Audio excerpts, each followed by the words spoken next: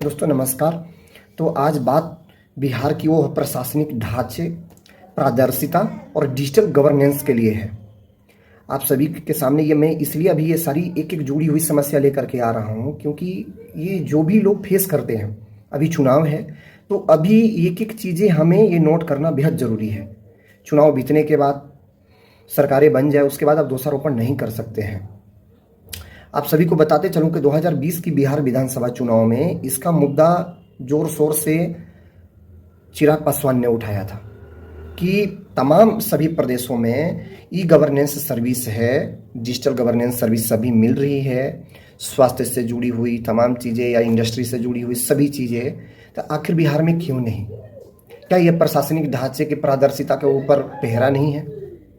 ये पारदर्शिता पे क्वेश्चन मार्क है। जिस प्रकार से भ्रष्टाचार तमाम राज्य में ये गवर्नेंस सर्विस भ्रष्टाचार पे प्रहार के लिए तमाम राज्य ऐसे हैं वो ये लागू किए हुए हैं।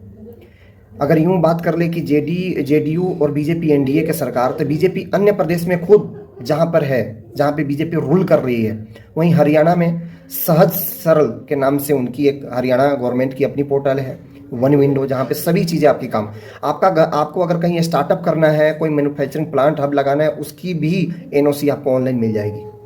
आप अप्लाई करेंगे, उस पर वेरिफिकेशन होती है, आपको अप्रूवल मिल जाएगा। अगर आप जब तक सरकारी कार्यालय की चक्कर जनता को उससे लैस नहीं करेंगे, आप भ्रष्टाचार पे प्रहार मुश्किल है। तमाम ऐसे राज्य, मध्य प्रदेश सरकार, एमपी ऑनलाइन की सर्विस है उनके पास, बहुत सारे यूपी गवर्नेंस सर्विस के नाम से उनके पास अपनी पोर्टल है। सभी ऐसे राज्य, वही बीजेपी दूसरे राज्य में ट्रांसपेरेंसी गवर्नेंस की बात करती है, ट्रांसपेरेंसी का काम कर रहे हैं, लेकिन वहीं बिहार के लिए आप मौन क्यों हो जा रहे हैं? जो प्रदेश देश में सबसे गरीब राज्य है, अगर वहां के युवा बाहर से पैसे भेजते हैं तो घर का खर्च चलता है, वो युवा का कलेजा फट जाता है जब उनकी बाहर की मजदूरी की हुई पैसे से अफसरों को घूस दिया जाता है। वहां पे वो अपनी माथी पटकते हैं कि हम अपनी मेहनत से घर चलाने के लिए पैसे भेजते हैं, लेकिन कोई काम अगर सरकारी कार्यालय के पड़ गए तो मुझे सरकारी अफसरों को वहां घूस देने में चला जाता है मेरा 2000-3000 रुपए।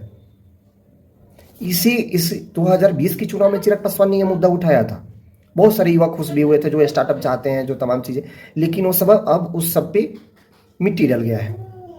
4 सांसद उनके आ गए हैं, केंद्र में वो मंत्री हैं, पिछले बार चुनाव लड़े जेडीयू के खिलाफ, जेडीयू को नुकसान हुई, अब एनडीए के साथ हैं, तो इस बार वो मोल लेना नहीं चाहते हैं कि मैं आराम से मंत्री हूँ, तो इस बार अगर बिहार में हमारी अच्छी सीट आ गई तो डिप्टी सीएम मैं बन जाऊंगा यहाँ पे। ये सभी चीज़ें बिहार के लोगों को सोचना है। ये सोचने का वक्त है आप सभी के लिए कि जहाँ पे एक आपका आवास प्रमाण पत्र, आय, कलेक्टर सर्टिफिकेट, शॉप रजिस्ट्रेशन, आप कंपनी रजिस्ट्रेशन अपना कराना चाहते हैं, पोल्यूशन का लाइसेंस लेना चाहते हैं, एनओसी लेना चाहते हैं, ये किसी भी चीज़ वहाँ पे ऑनलाइन की सुविधा ही नहीं है। अब आपको अगर कुछ करना है तो आपको 1 महीने सरकारी दफ्तरों का चक्कर काटना पड़ेगा या कोई दलाल आपको फिक्स करना पड़ेगा, जो दलाल ये सब काम करे। आप ब्लॉक पे कोई अगर बनवाने जा रहे हैं, वहाँ पे 10 दलाल मिलेंगे, वो दलाल ज़्यादातर अभी जेडीयू या बीजेपी के मिलेंगे, जब वहाँ आरजेडी की सरकार रहती है तो आरजेडी वाले मिलते हैं। ये तमाम चीज़ें कौन इस पे विचार करेगा?